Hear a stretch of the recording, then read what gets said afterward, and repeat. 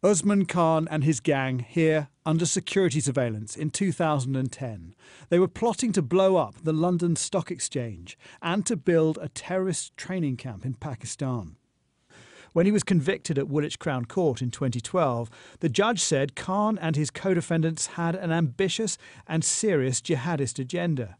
He added, "In my judgment, these offenders would remain, even after a lengthy term of imprisonment, of such significant risk that the public could not be adequately protected by their being managed on licence in the community." Not enough expertise exists anymore to put support measures and to monitor deceptive-natured individuals like Usman Khan.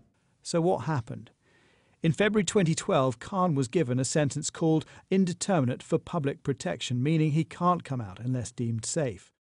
But amid fears they were being misused, IPPs were scrapped in December 2012, leading to many appeals against them. In April 2013, Khan went to the Court of Appeal and was successful in swapping his term to a determinate sentence of 16 years. Under law at that time, he only needed to serve half his sentence and did not require a parole board to be released. So he came out at the end of 2018 on an electronic tag.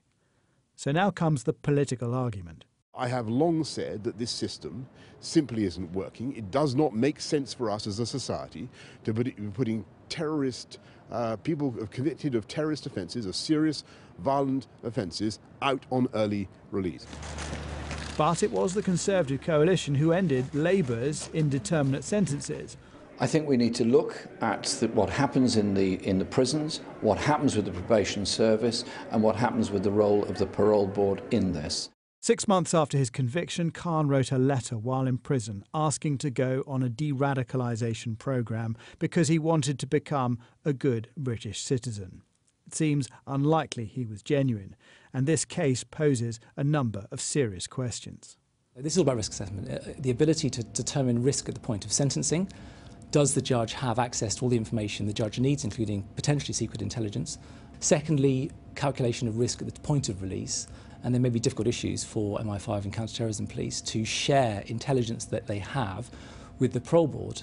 But there are tricky issues here, because if someone's been in prison for a long time, it may be the amount of intelligence that the authorities hold on that individual is relatively low because they've been in prison. Others say issues around sentencing are a distraction from bigger issues. The current counter-extremism approach is very broad, and what I'm saying is that I think that where the gap lies is the fact that we are not doing enough to counter the hateful ideologies that underpin the motivations for many of these people who are either inspired to carry out terrorist attacks or are engaged in other forms of extremist behaviour in our country. And the lessons from how Khan went from jailed terrorist to someone able to kill may well impact on those still behind bars, due to be released. Jason Farrell, Sky News.